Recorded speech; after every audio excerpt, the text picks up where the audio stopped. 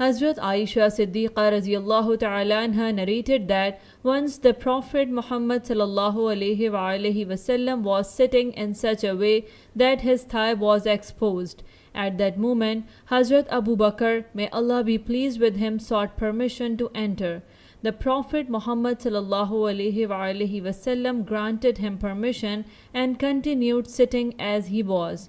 Then Hazrat Umar, may Allah be pleased with him, sought permission to enter, and the Prophet Muhammad sallallahu alaihi wasallam also allowed him and remained in the same position.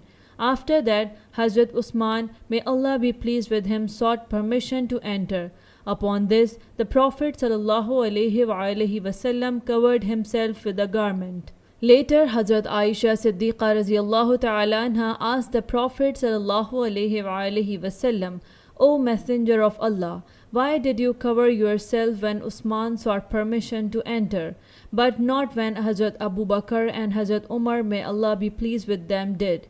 The Prophet sallallahu alaihi wasallam replied, shouldn't I feel shy before a man from whom even the angels feel shy? This hadith is also narrated through another chain of transmission.